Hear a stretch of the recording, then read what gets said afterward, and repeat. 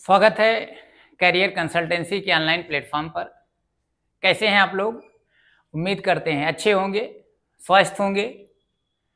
तो आज हम संविधान के अंतर्गत मूल अधिकार से संबंधित कुछ एमसीक्यू टाइप के क्वेश्चंस को सॉल्व करेंगे और इन क्वेश्चन को इतने बेहतरीन ढंग से इकट्ठा किया गया है कि कहीं ना कहीं आने वाले एग्जाम में यहाँ से प्रश्न बन सकते हैं, आपको मिल सकते हैं। और ये जो क्वेश्चन यहाँ लिए गए हैं ये विगत परीक्षाओं में उत्तर प्रदेश लोक सेवा आयोग हो या अन्य आयोग के परीक्षाओं में ये क्वेश्चन पूछे गए हैं। तो उम्मीद करते हैं कि आने वाले परीक्षाओं में भी जो ये एमसीक्यू 25 क्वेश्चन की एक सीरीज है, यहाँ से जरूर आपको क्वेश्चन मिले।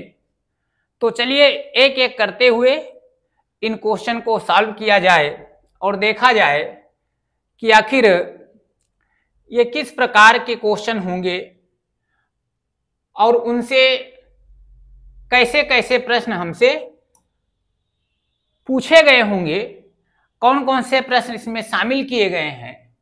जरा इसको ध्यान से देखा जाए। संविधान का केवल और केवल मूल अधिकार का ये टॉपिक होगा और मूल अधिकार से ये 25 क्वेश्चन लिए गए हैं। तो चलिए देखिए, जैसे बोर्ड पर आप देख पा रहे हैं पहला क्वेश्चन लिया गया है। देर न करते हुए हम क्वेश्चन की शुरुआत करते हैं। तो जो पहला क्वेश्चन है वो कहा गया है, ध्यान से पढ़िएगा। कहा गया है कि निम्नलिखित में से किसे संविधान द्वारा मूल अधिकारों को लागू करने की शक्ति दी गई है। मूल अधिकारों को लागू करने की शक्ति किसे दी गई है? पहला ऑप्शन आपका है संसद की बात कर ले, क्या संसद को दिया गया है? दूसरा ऑप्शन है सभी न्यायालयों, क्या सभी न्यायालयों को दिया गया है? राष्ट्रपति तीसरा ऑप्शन है और चौथा ऑप्शन है आपका सर्वोच्च एवं उच्च न्यायालय। तो बात करते हैं मूल अधिकार में संशोधन करने का अधिकार संसद को दिया गया है, ठीक है ना। ये संसद को अधिकार संशोधन वगैरह का अधिकार दिया गया है। लागू करने का जब अधिकार की बात की जाएगी तो अनुच्छेद 13 में आपने पढ़ा होगा कि मूल अधिकारों का संरक्षक कौन है? सर्वोच्च न्यायालय है। साथ साथ में अनुच्छेद 32 के अंतर्गत जब हमने पढ़ा संवैधानिक उपचारों का अधिकार, तो उसमें कहा गया है कि यदि राज्य या कोई संबंधित प्राधिकारी मूल अधिकार का उल्लंघन करता है तो उसके विरुद्ध हम अपील कहां कर सकते हैं? 32 के अनुसार सर्वोच्च न्यायालय में और 226 के अनुसार उच्च न्यायालय में। तो उनको ये दोनों न्यायालय लागू कराने की बात करते हैं कि किसी भी प्रकार का किसी का मूल अधिकार उल्लंघन ना हो। तो जो हमारा प्रश्न है कि लागू करने की जो शक्ति दी गई है वो संसद को है नहीं, सभी न्यायालयों को नहीं है। ध्यान रखिएगा, सभी न्यायालय में आपके लोअर कोर्ट भी आ जाते हैं तो उनको ये अधिकार नहीं है। राष्ट्रपति को है नहीं, तो मूल अधिकार को लागू करने की जो शक्ति है वो किसको है? सर्वोच्च न्यायालय और उच्च न्यायालय। तो ये डी ऑप्शन आपका सही हो जाएगा। सर्वोच्च न्यायालय किसके अनुसार? 32 के अनुसार। उच्च न्यायालय किसके अनुसार? 226 के अनुसार। इसके अनुसार हम अपील करते हैं और अपील करने के बाद वो न्यायालय उन मूल अधिकारों का रक्षक माना जाता है, लागू करता है। ठीक है ना, समझ में आया?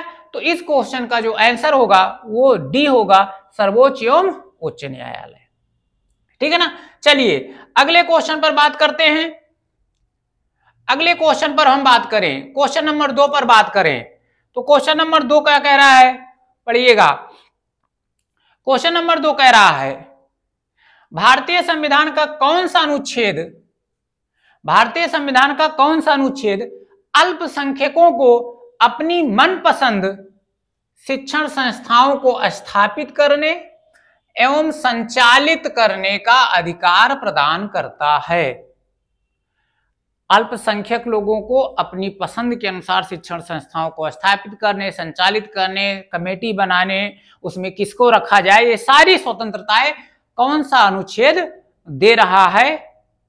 तो जो 4 अनुच्छेद हैं, अब जैसे आप देखिएगा अनुच्छेद 25, ये अनुच्छेद 19 है पहले ऑप्शन में, तो 19 में क्या है? स्वतंत्रता का अधिकार है, जिसमें 6 प्रकार की स्वतंत्रताएं लोगों को मिली हैं, तो ये तो होगा नहीं, इसमें स्वतंत्रता का अधिकार है। अनुच्छेद 26 क्या है? धर्म के प्रचार प्रसार या अंतःकरण की स्वतंत्रता है, ये इसमें धार्मिक स्वतंत्रता है, इसमें क्या है? इसमें धार्मिक स्वतंत्रता है। अनुच्छेद 29 क्या है भाई? अनुच्छेद 29 क्या है? अपनी भाषा लिपि बनाए रखने का अधिकार है, भाषा और लिपि बनाए रखने का अधिकार है। तो ये 3 तो हो नहीं सकते, तो बचा चौथा, ये चौथा ये गलती से ये अनुच्छेद 30 होगा, अनुच्छेद 21 नहीं, अनुच्छेद 30। तो अनुच्छेद 30 क्या कह रहा है? यही आपका सही आंसर हो जाएगा। अनुच्छेद 30 देखिए 29 और 30 में संस्कृति एवं शिक्षा का अधिकार है, तो 29 के तहत सभी लोगों को भाषा और लिपि बनाए रखने का अधिकार है, खास करके अल्पसंख्यक समुदाय की बात की गई है। और अनुच्छेद 30 क्या कह रहा है? अल्पसंख्यक को अपनी मनपसंद शिक्षण संस्थाओं को स्थापित करने, उनको संचालित करने का पूरा पूरा अधिकार दिया गया है। तो यह अनुच्छेद 21 ना होकर के अनुच्छेद 30 है, और यही आपका आंसर हो जाएगा, यही आपका आंसर हो जाएगा। ठीक है ना? तो दूसरे क्वेश्चन का आंसर क्या हो जाएगा? डी हो जाएगा। चलिए अगला क्वेश्चन बात करते हैं।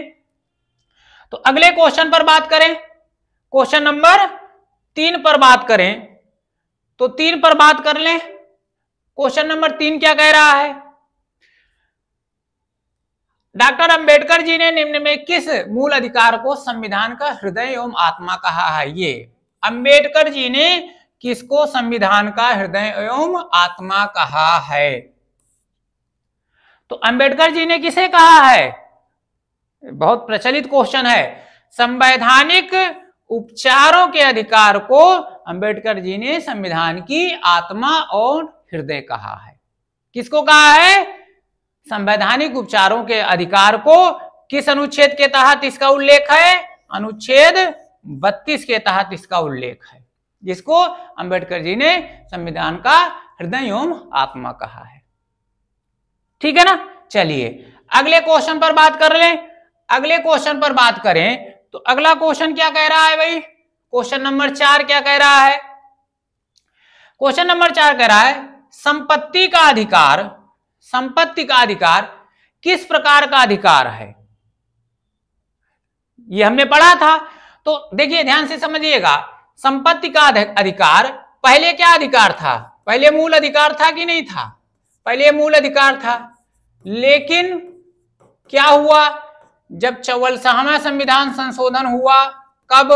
1978 में, तो इसको मूल अधिकार की श्रेणी से हटा दिया गया, और हटाने के बाद इसको शामिल कहां किया गया? 300 का में, और बनाया क्या गया? इसको विधिक अधिकार बनाया गया, विधिक अधिकार बनाया गया, विधिक अधिकार बनाया गया। तो अब हमसे क्या कह रहा है? संपत्ति का अधिकार किस प्रकार का अधिकार है? तो मूल अधिकार तो है ही नहीं है, तो है क्या अब? ये विधिक अधिकार है या वैधानिक अधिकार है? विधिक अधिकार कह लीजिए या वैधानिक अधिकार कह लीजिए, बात दोनों एक ही है। तो अब इसका आंसर क्या हो जाएगा? चौथे क्वेश्चन का आंसर सी हो जाएगा। ये इस संपत्ति का अधिकार अब कौन सा अधिकार है? विधिक अधिकार है, वैधानिक अधिकार है। कहां शामिल है? अनुच्छेद 300 का के अंतर्गत। कब इसको हटाया गया? 44वें संविधान संशोधन 1978 द्वारा। कहां से? मूल अधिकार से। ठीक है ना? चलिए अगले क्वेश्चन पर बात कर लें। अगले क्वेश्चन पर बात करें, क्वेश्चन नंबर 5 पर बात कर लें भाई। क्वेश्चन नंबर 5 क्या कह रहा है? निम्न में किसे सर्वोच्च न्यायालय ने मूल अधिकार के रूप में मान्य किया है? ध्यान रखिएगा, मूल अधिकार के रूप में किसे मान्य किया है? तो पहला दिया है आवास का अधिकार, विदेश यात्रा का अधिकार, और समान कार्य के समान वेतन का अधिकार। इन 3 में किसे मूल अधिकार सर्वोच्च न्यायालय ने माना है। तो ध्यान से समझिएगा, ये जो आवास का अधिकार है, इसी को आप कह सकते हैं बसने की स्वतंत्रता, बसने की स्वतंत्रता। तो ये ऑलरेडी तो मूल अधिकार है ही है भाई, बसने की स्वतंत्रता, ठीक है ना। अब देखो विदेश यात्रा का अधिकार, ये मेनका गांधी बनाम भारत सरकार के एक निर्णय में सर्वोच्च न्यायालय ने फैसला दिया था कि विदेश यात्रा का अधिकार जो 19 के अंतर्गत है, विदेश यात्रा का अधिकार आपका एक मूल अधिकार है। विदेश यात्रा का अधिकार भी आपके मूल अधिकार में आएगा, वो स्वतंत्रता के अंतर्गत आएगा। तो ये तो ऑलरेडी है ही। दूसरा है, अब आ जाइए तीसरा, समान कार्य के समान वेतन का अधिकार, समान कार्य के लिए समान वेतन का अधिकार। तो देखिए समान कार्य के लिए समान वेतन का अधिकार ये फंडामेंटल राइट्स के अंतर्गत नहीं है। ये चीज कहां शामिल है? ये चीज शामिल है डीपीएसपी में शामिल है, राज्य के नीति निदेशक तत्व का हिस्सा है। समान कार्य के लिए समान वेतन दिया जाएगा, ये डीपीएसपी का विषय है, राज्य के नीति निदेशक तत्व का विषय है, ये फंडामेंटल राइट का विषय नहीं है, ये मूल अधिकार का विषय नहीं है।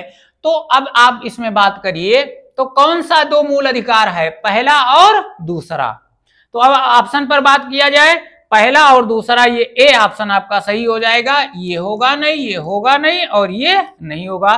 तो इस क्वेश्चन का आंसर क्या होगा? ऑप्शन ए, पहला और दूसरा, ठीक है ना। चलिए अगले क्वेश्चन पर बात किया जाए, क्वेश्चन नंबर 6 पर बात किया जाए। क्वेश्चन नंबर 6 क्या कह रहा है भाई? क्वेश्चन नंबर 6 क्या कह रहा है? निम्न में कौन सा अधिकार सभी व्यक्तियों को प्राप्त है? सभी व्यक्तियों को प्राप्त है, ध्यान से समझिएगा। जो हमारे 23 अनुच्छेदों में शामिल मूल अधिकार है, उसमें कुछ अधिकार तो केवल नागरिकों को प्राप्त हैं, कुछ अधिकार केवल नागरिकों को प्राप्त हैं, केवल नागरिकों को, ठीक है ना। और कुछ अधिकार हैं नागरिक के साथ साथ, ये हमने पढ़ा है, नागरिक के साथ साथ सभी व्यक्तियों को भी मिला हुआ है ये। तो हमसे अब जो व्यक्ति को मिलेगा वो ऑलरेडी नागरिक को तो मिलेगा ही मिलेगा। तो हमसे करा कि सभी व्यक्तियों को मिला हुआ है। अब आइए ऑप्शन पर बात किया जाए तो विधि के समान संरक्षण का अधिकार ये सभी व्यक्तियों को मिला है अनुच्छेद 14 के तहत। अनुच्छेद 14 के तहत विधि के समान संरक्षण, विधि के समता एवं समान संरक्षण जो आर्टिकल 14 के तहत मूल अधिकार है वो सभी व्यक्तियों को मिला हुआ है। तो यार इसका ये एक हो गया। और आगे बात कर लिया जाए, देखिए भेदभाव के विरुद्ध अधिकार ये सभी व्यक्तियों को नहीं मिला है, ये नागरिकों को मिला है। भेदभाव किया जा सकता है तो ये व्यक्तियों सभी को नहीं मिला हुआ। स्वतंत्रता का अधिकार ये केवल नागरिकों को मिला है, व्यक्तियों को नहीं मिला है। संस्कृति एवं शिक्षा का अधिकार ये भारतीय नागरिकों को मिला हुआ है, सभी व्यक्तियों को नहीं मिला हुआ है। तो यदि इस क्वेश्चन का आंसर देखा जाए तो केवल और केवल विधि के समान संरक्षण का अधिकार सभी व्यक्तियों को मिला है, इसलिए इस क्वेश्चन का आंसर क्या हो जाएगा? ए हो जाएगा। इस क्वेश्चन का आंसर क्या हो जाएगा? ए हो जाएगा, ठीक है ना। चलिए अगले क्वेश्चन पर बात किया जाए, क्वेश्चन नंबर 7। क्वेश्चन नंबर 7 क्या कह रहा है भाई? चलिए देखिए, भारत में समाचार पत्रों का स्वतंत्र, समाचार पत्रों का स्वतंत्र कैसे है? भारत में समाचार पत्रों को स्वतंत्रता मिली है, तो वह उसी से संबंधित क्वेश्चन है कि भारत में समाचार पत्रों का स्वतंत्र है, कहां से है, कैसे मिला हुआ है? अच्छा, मूल अधिकार में स्वतंत्रता का अधिकार आर्टिकल 19 में है, स्वतंत्रता का अधिकार आर्टिकल 19 में है, और 19(1) का इसमें 6 प्रकार की स्वतंत्रताएं हैं, और इसी स्वतंत्रता के तहत प्रेस की स्वतंत्रता भी मिली हुई है। इसमें हमने आपको बताया था कि ध्वज फहराने की स्वतंत्रता है, प्रेस की स्वतंत्रता है, और आवास की स्वतंत्रता है, विदेश यात्रा की स्वतंत्रता है, उसके बाद में राशन प्राप्त करने की स्वतंत्रता है, स्वास्थ्य सेवाओं की स्वतंत्रता है, ये सारे चीज इसी के तहत प्राप्त हैं। तो अब आइए, समाचार पत्रों का स्वतंत्र किसमें है? स्वतंत्रता के अधिकार के अंतर्गत है। अब ऑप्शन पर बात किया जाए, देखा जाए, कहा है पहला, संविधान के अनुच्छेद 19(1) का के उपबंधों द्वारा प्रत्याभूत है। 19(1) का, अभी मैंने बताया 19(1) का, और यहाँ क्या है 19(1) का के उपबंधों द्वारा प्रत्याभूत है। क्या ये आंसर सही होगा? नहीं सही होगा। ध्यान रखिएगा, चीज वही लिखा है, लेकिन 19(1) का में स्वतंत्रता का है अधिकार, वाक एवं अभिव्यक्ति की स्वतंत्रता, वाक एवं अभिव्यक्ति की स्वतंत्रता। ध्यान से समझिएगा, वाक एवं अभिव्यक्ति की स्वतंत्रता है। 19(1) का में वाक एवं अभिव्यक्ति की स्वतंत्रता है, प्रेस की स्वतंत्रता तो है ही नहीं। तो डायरेक्ट 19(1) का में प्रेस की स्वतंत्रता उपबंधित है, ऐसा नहीं है, तो ये आंसर नहीं होगा। ध्यान रखिएगा एग्जाम में। अब आ जाइए, दूसरा क्या कह रहा है, संविधान के अनुच्छेद 19(1) का में प्रत्याभूत अभिव्यक्ति के व्यापक स्वतंत्र में निहित है। हाँ, इसी में अभिव्यक्ति के आजादी के अंतर्गत ही हमें समाचार पत्रों की स्वतंत्रता मिली है, तो ये आंसर सही होगा, ना कि डायरेक्ट 19(1) का में डायरेक्ट प्रेस की स्वतंत्रता नहीं है, बल्कि 19(1) का में जो हमें अभिव्यक्ति, वाक एवं अभिव्यक्ति की स्वतंत्रता है, उसके अंतर्गत प्रेस की स्वतंत्रता निहित है, इसलिए बी ऑप्शन सही होगा। सी पर बात करें, अनुच्छेद 361, तो ये तो हो ही नहीं गा, विधि के समान शासन के प्रवर्तन से उद्भूत है, ये नहीं है। तो इस क्वेश्चन का आंसर क्या होगा? बी होगा। ये ध्यान से रखिए, समझिएगा कि डायरेक्ट 19(1) का में प्रेस की स्वतंत्रता नहीं है, बल्कि उसमें जो अभिव्यक्ति की आजादी है उसके अंतर्गत बहुत सारे आजादी हैं। जैसे अभी मैंने बताया था, इसमें प्रेस की स्वतंत्रता है, ध्वजारोहण की स्वतंत्रता है, विदेश यात्रा की स्वतंत्रता है, ये सारी 19(1) का में जो अभिव्यक्ति है उसके अंतर्गत है। ठीक है ना। चलिए अगले क्वेश्चन पर बात किया जाए।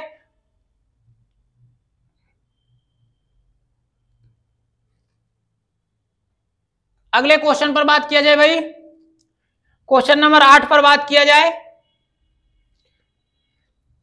क्वेश्चन नंबर 8 क्या कह रहा है, देखिएगा, निम्न में कौन सा मूल अधिकार राष्ट्रीय आपातकाल में भी समाप्त नहीं होता है? निम्न में कौन सा मूल अधिकार, ध्यान से समझिएगा, राष्ट्रीय आपातकाल में भी समाप्त नहीं होता है? तो एक चीज ध्यान रखिएगा, हमने इसके अंतर्गत पढ़ा था कि जैसे राष्ट्रीय आपात की उद्घोषणा होती है, जैसे होती है, वैसे जो अनुच्छेद 19 के तहत जो अधिकार मिला हुआ है, अनुच्छेद 19 के तहत वो तुरंत ही समाप्त हो जाता है। बाकी के जो मूल अधिकार होते हैं उनके लिए अलग से समाप्त करने की घोषणा की जाती है। अब हमसे कह रहा कौन सा समाप्त नहीं होता, तो 23 मूल अधिकार 23 अनुच्छेद में शामिल मूल अधिकारों में 2 अनुच्छेद में शामिल मूल अधिकार ऐसे हैं जिसमें आप कह सकते हैं, जिसमें कह सकते हैं अनुच्छेद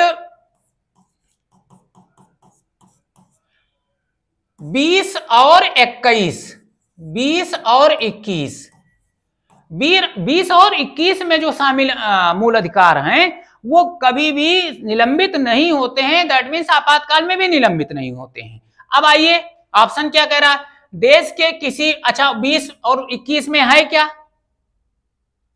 20 में क्या है, दोष सिद्ध के संबंध में संरक्षण, और 21 में क्या है, प्राणियों दैहिक स्वतंत्रता। ये कभी भी निलंबित नहीं होते, चाहे राष्ट्रीय आपात हो या कोई भी परिस्थिति हो। तो अब इसमें है क्या, ऑप्शन के अनुसार देखा जाए भाई, तो ऑप्शन के अनुसार ये बात किया जाए तो क्या कहा है, देश के किसी भाग में निवास तथा बसने की स्वतंत्रता, ये तो 19 में है, ये तो खत्म ही हो जाता है, ये तो समाप्त ही हो जाता है। व्यक्तिगत स्वतंत्रता तथा जीवन का अधिकार, व्यक्तिगत स्वतंत्रता तथा वही दोष सिद्ध के संबंध में संरक्षण एवं प्राण एवं दैहिक स्वतंत्रता, ये इसी को कहा गया है। तो ये समाप्त नहीं होता है, जो किसके अंतर्गत शामिल है, 20 और 21 के अंतर्गत। और देखिए भारत के संपूर्ण क्षेत्र में अबाध रूप से भ्रमण की स्वतंत्रता, ये भी 19 में है, ये भी समाप्त हो जाता है। उपजीविका की स्वतंत्रता ये भी 19 में है, ये भी समाप्त हो जाता है। तो ये 3 हो गए नहीं, तो इसका आंसर क्या हो जाएगा? बी आंसर हो जाएगा। इसका कौन सा आंसर हो जाएगा? बी आंसर हो जाएगा। आया समझ में? चलिए अगले क्वेश्चन पर बात करते हैं। क्वेश्चन नंबर 9, निम्न कथनों पर विचार कीजिए और आंसर देना है। देखो भाई कौन सा सही है इसमें। कथन क्या दिया हुआ, ये आपका कथन है। ये कुछ कथन दिए गए हैं, जैसे देखिए अनुच्छेद 301 संपत्ति के अधिकार से संबद्ध है। क्या है? अभी मैंने बताया है संपत्ति का अधिकार 300 का में है, ना कि 1 में है। तो ये तो गलत हो गया। अब आ जाइए, संपत्ति का अधिकार एक विधिक अधिकार है, सही है, किंतु यह मूल अधिकार नहीं है, ये तो सही है आपका। अगला, भारत के संविधान में अनुच्छेद 300 का, वही चीज है 300 का, उस समय केंद्र में कांग्रेस सरकार द्वारा 44वें संविधान संशोधन से अंतः स्थापित किया गया, सही है। 44वें संविधान संशोधन के द्वारा संपत्ति का जो मूल अधिकार था उसको समाप्त किया गया, उसको 300 का में प्रतिस्थापित किया गया। तो वही कहा गया, और उस समय सरकार किसकी थी? कांग्रेस की सरकार थी। तो ये भी आपका सही है। तो अब इन कथनों में कौन सा सही है? 2 और 3। अब आइए कौन सा सही है? केवल 2 ये गलत है, 2 और 3 यही सही है, 1 2 3 ये गलत है, ये गलत है, ठीक है ना, ये गलत है। तो केवल इस क्वेश्चन का आंसर क्या हो जाएगा? ऑप्शन बी हो जाएगा। इस क्वेश्चन का आंसर क्या होगा? ऑप्शन बी होगा, ठीक है ना। चलिए अगले क्वेश्चन पर बात करें। अगले क्वेश्चन पर बात करें।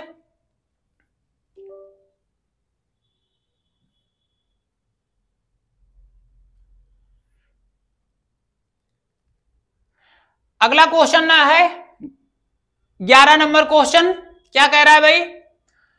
भारतीय संविधान के निम्न अनुच्छेदों में कौन विधायन सत्ता पर पूर्ण नियंत्रण लगाता है? विधायन सत्ता का मतलब विधायिका।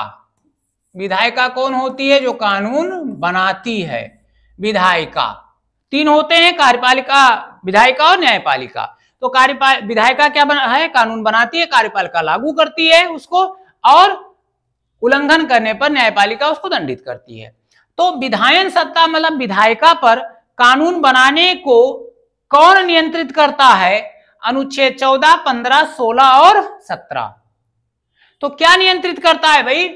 देखो, मनमाना कानून बनावे, इसके लिए अनुच्छेद 14 क्या कहता है? विधि के समक्ष समता एवं समान संरक्षण। अर्थात कानून सभी के लिए बराबर होगा, तो सबके लिए बराबर कानून बनाना पड़ेगा, मनमाना नहीं किया जा सकता। तो नियंत्रण लगाने का काम कौन करता है? अनुच्छेद 14 करता है। ध्यान रखिएगा, अनुच्छेद 14 के द्वारा होता है, ठीक है ना। चलिए अगले क्वेश्चन पर बात किया जाए। क्वेश्चन नंबर 12 क्या कह रहा है भाई? जब सर्वोच्च न्यायालय किसी व्यक्ति अथवा संस्था को उसके दायित्व के निर्वहन हेतु लेख जारी करता है तो उसे क्या कहते हैं? आपको पता है कि मूल अधिकार के उल्लंघन के संदर्भ में 5 प्रकार की रिटें जारी की जाती हैं सर्वोच्च न्यायालय के द्वारा, जिसमें बंदी प्रत्यक्षीकरण है, परमादेश है, प्रतिषेध है, उत्प्रेषण है और अधिकार परीक्षा है। लेकिन जब किसी संस्था या व्यक्ति को उसके कार्य के दायित्व निर्वहन के लिए लेख जारी किया जाता है तो उत्प्रेषण क्या होता है? उत्प्रेषण न्यायालयों को जारी होता है कि अपने यहां लंबित मुकदमों को ऊपर अपर न्यायालय को भेजे। बंदी प्रत्यक्षीकरण, बंदी बनाए व्यक्तियों को के हिरासत की वैधता की जांच होती है। अधिकार परीक्षा, कोई व्यक्ति किसी ऐसे पद को धारण कर लेता है तो उसका परीक्षण होता है। तो दायित्वों के निर्वहन के लिए जो जारी किया गया आदेश है वो क्या होता है? परमादेश होता है। इसका आंसर बी होगा। तो 12 नंबर का आंसर क्या हो जाएगा? बी। चलिए इसी स्लाइड में आपका ये 13 भी इसमें जुड़ा हुआ है, लगे हाथ इसको भी जान ले। संविधान के अनुच्छेद 13 का मुख्य उद्देश्य निम्न में किसके संदर्भ में संविधान की सर्वोच्चता सुनिश्चित करना है? ये 13 में कुछ सिद्धांतों की बात की गई है, ध्यान रखिएगा। तो किसकी 13 किसका जो है सर्वोच्चता सुनिश्चित करना है?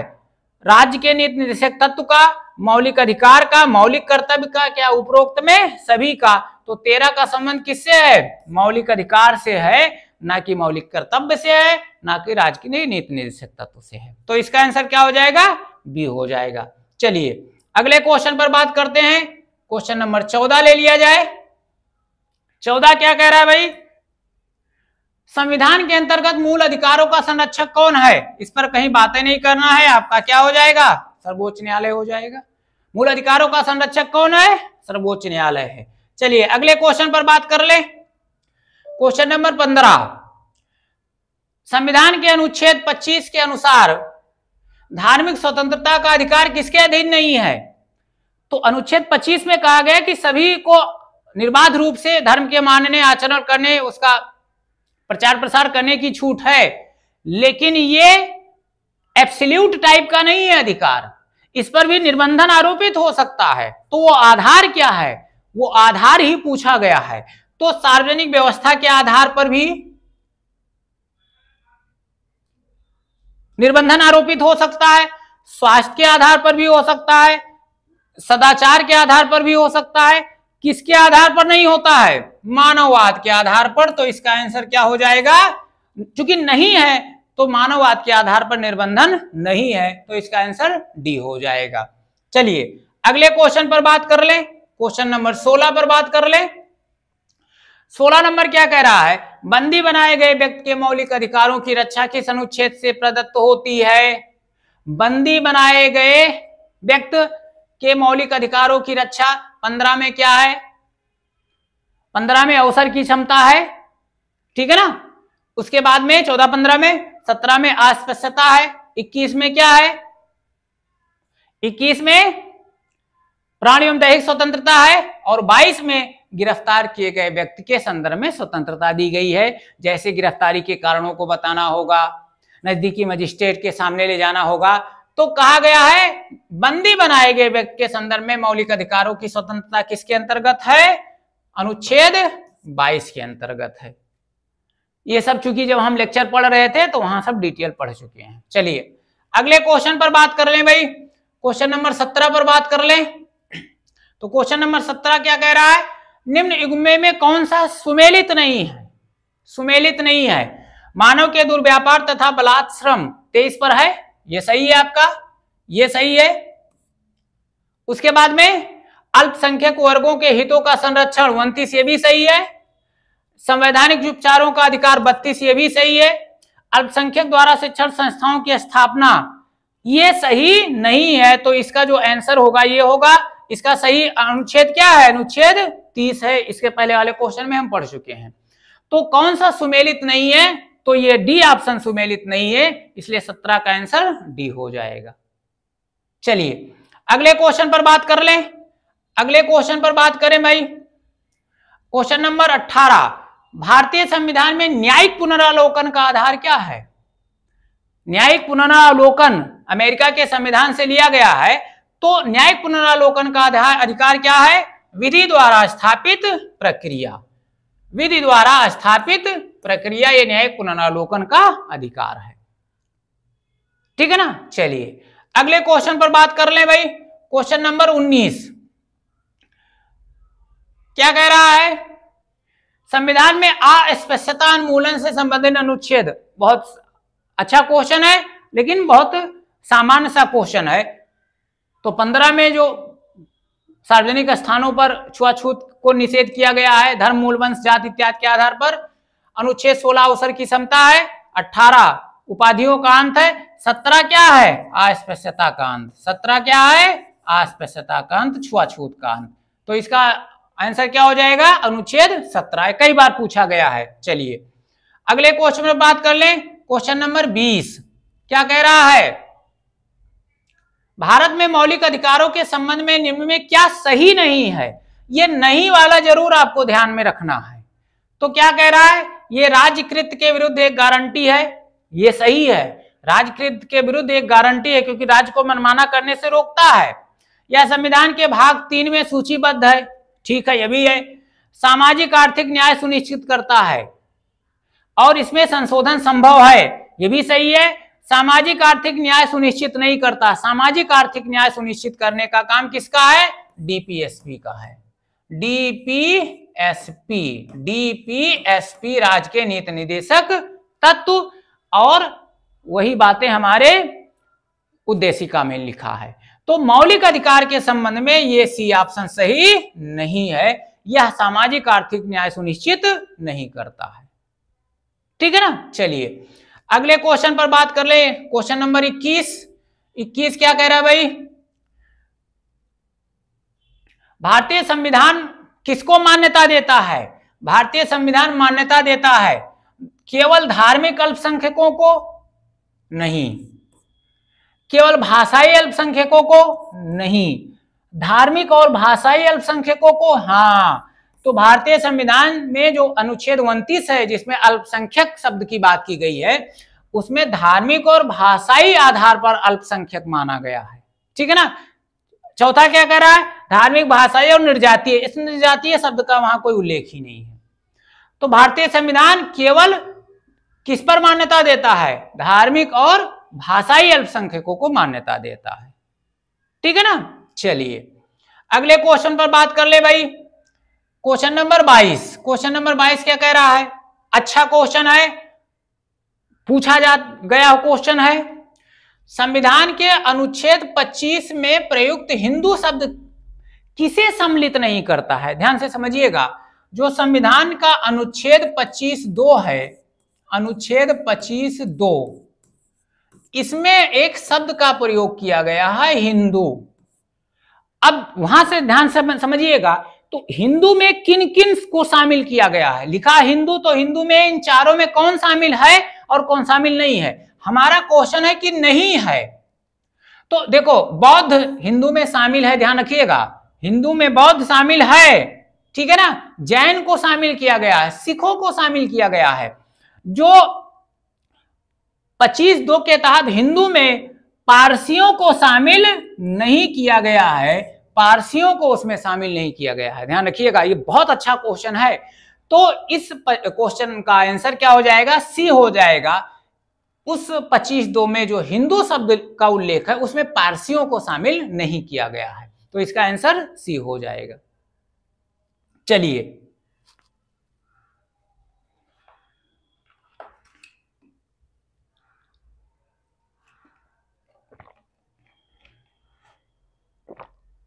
अगले क्वेश्चन पर बात कर लिया जाए भाई।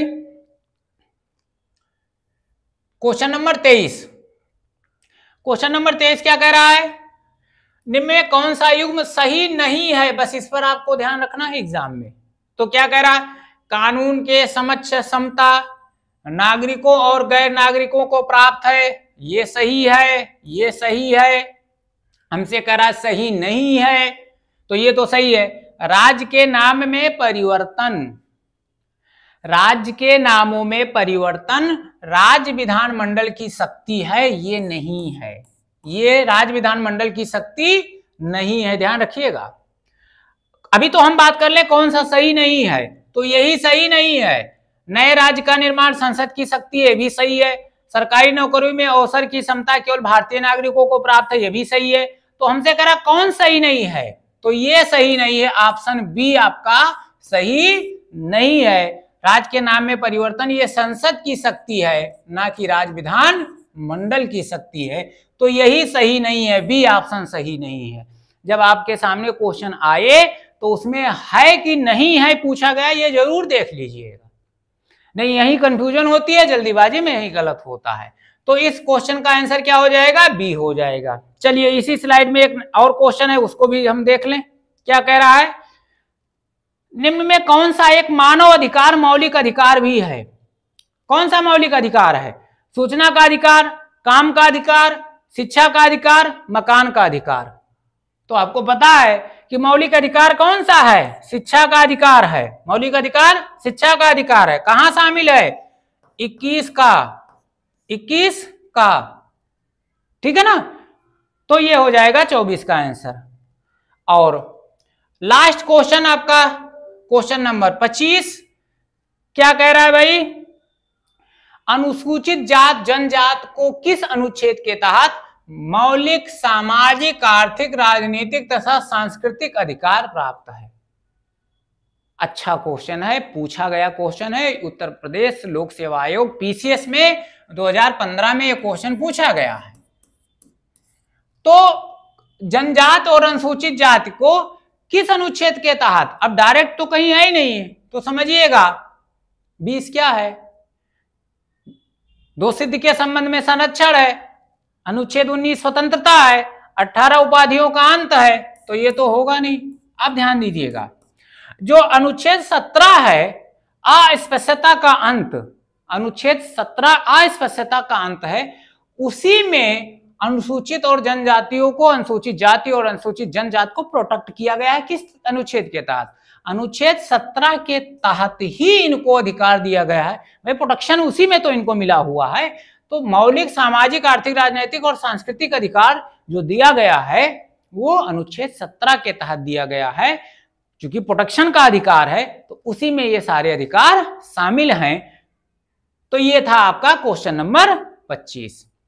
तो इस तरीके से मूल अधिकार से 25 क्वेश्चन, जो बहुत महत्वपूर्ण क्वेश्चन, जो किसी न किसी प्रकार से परीक्षा में पूछे गए थे, उस पर चर्चा किया गया।